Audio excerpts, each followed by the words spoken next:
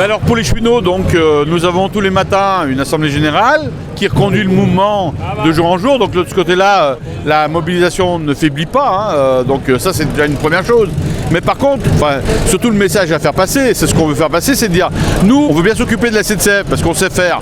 Mais en même temps, cette bataille des retraites, elle ne concerne pas que les cheminots. Loin s'en faut d'ailleurs. Et y compris le gouvernement cherche à diviser.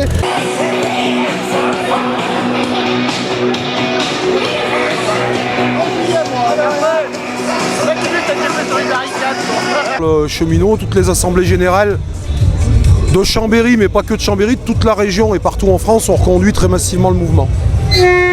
Bien, le gouvernement remontre les régimes spéciaux. Qu'est-ce que vous avez à dire justement aux gens qui n'ont pas les mêmes niveaux d'avantages que ces régimes spéciaux? Alors d'abord, c'est pas des avantages. D'ailleurs, ça c'est déjà une première chose. En fait, il faut bien voir que ces régimes ont été mis en place dans un contrat global, c'est-à-dire qu'en même temps, des notions de service public, c'est-à-dire travailler le dimanche, samedi dimanche, travailler de nuit, il y avait aussi le fait de pouvoir partir plus tôt à la retraite. Ça a toujours perduré, ça perdure toujours. Moi, je me souviens, je faisais des comparaisons avec mes camarades de Péchinet quand j'étais jeune. Bien, moi, je travaillais le dimanche, parce que j'étais longtemps en 3-8, je travaillais le dimanche pour 2 euros, 2 euros de l'époque, et eux, ils travaillaient pour 100 et quelques euros. Donc, vous voyez, c'est ça qu'il faut voir dedans.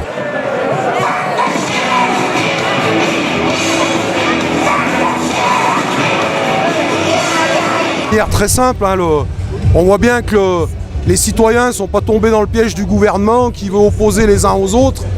Et tout le monde a bien compris qu'on faisait grève pour défendre l'ensemble des salariés. D'ailleurs, les sondages d'opinion dont se servent souvent les politiques le montrent bien.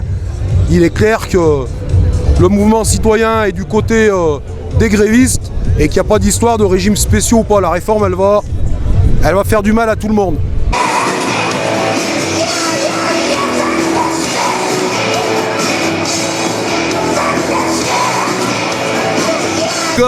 On a encore un petit peu de marge avant d'être proche de la retraite. Mais disons que la retraite, ça se prépare dès notre vie d'actif. Et la vie d'actif, pour le coup, oui, pour nous, c'est compté en quelques années. On arrive bientôt au master. Alors on est là évidemment contre la réforme des retraites, mais surtout pour la défense du modèle social français. Alors, selon Macron, il paraît que les autres pays nous l'envient. Alors j'ai envie de dire, battons-nous pour le garder et puis pour le renforcer surtout. Qu'est-ce qui vous inquiète, vous, en tant que jeune, par exemple, concrètement? Déjà trouver du travail plus tard et même pouvoir cotiser pour la retraite plus tard, avoir une vie non précaire tout le long de notre vie à nous, pendant qu'on va être actif, et puis améliorer le monde, que ceux qui suivent après nous pourront aussi en profiter. Retraite, chômage, on les arrête. Aujourd'hui c'est la grève. Elle a fait la salsa du Macron. L'objectif du gouvernement, casser notre régime de retraite solidaire pour le remplacer par un système individualisé où chacune et chacun sera perdant. Il n'y a de cesse de diviser, d'opposer les salariés entre eux en stigmatisant certains d'entre eux, et ce malgré le message très clair des grévistes et des manifestants depuis jeudi, tant dans le privé que dans le public, ainsi que le soutien très massif de l'opinion publique. La stratégie du gouvernement visant les régimes spéciaux ne prend pas. Le président de la République et le Premier ministre ont choisi une stratégie d'affrontement face aux exigences et revendications des salariés, des retraités et de la jeunesse. C'est normal que les étudiants se mobilisent en solidarité avec les autres générations et en solidarité avec les autres corps sociaux, les actifs, les retraités naturellement. Tout le monde sera impacté si le régime par points se met en place.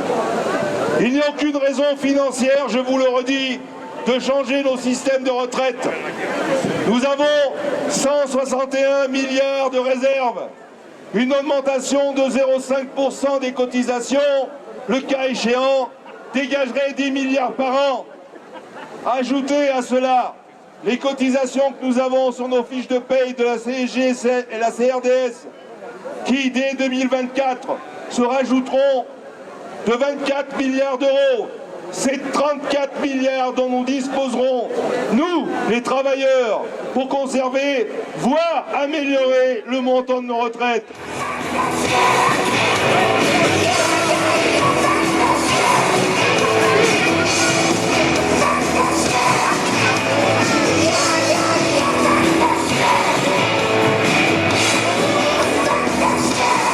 on le voit bien avec les problématiques de transport. Pour le transport, par exemple, il y a ce qu'on appelle le congé de fin d'activité. C'est-à-dire que pour un routier, il peut partir plus tôt, lié à la pénibilité du travail. Bien même cela, le gouvernement ne s'engage pas au-delà des 2 ans. C'est-à-dire que dans 2 ans, ils auront perdu, y compris leur CFA.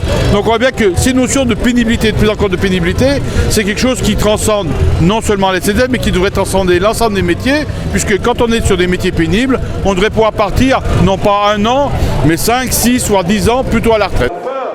Lorsque nous avions distribué 2400 attachés, eh bien, on est plus près. Pour la FSU, la réforme systémique des retraites portée par Jean-Paul Delevoye est un danger pour l'ensemble des salariés, du public et du privé.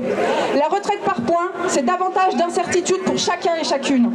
La valeur du point ne sera pas acquise. La pension pourra diminuer au fil du temps. Quel que soit l'âge de départ retenu, il s'agit d'un report déguisé de l'âge de départ à la retraite, alors que l'espérance de vie en bonne santé a régressé. Le projet de réforme pénalisera lourdement les femmes qui paieront un lourd tribut. Bien que fortement dégradé par les réformes qui se sont succédées depuis 1993, le système actuel revêt encore des caractéristiques protectrices, notamment grâce aux mobilisations. Perte de points, eh bien ça nous fera ça de retraite en moins. Les estimations sont de l'ordre de 30% de retraite en moins. Alors je vous rappelle tout de même que la retraite moyenne en France... C'est pour... on est là. Et fatigués en réduisant leur pension. Alors, là vous êtes d'accord avec moi?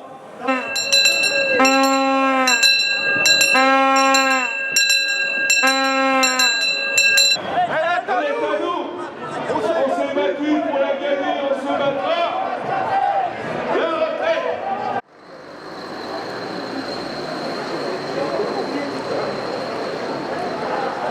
Oui, En parlant d'initiative sur l'ensemble du département, on n'oublie pas qu'il y avait 110 personnes ce midi à Saint-Jean-de-Maurienne sur une initiative qui est partie des collègues de l'éducation.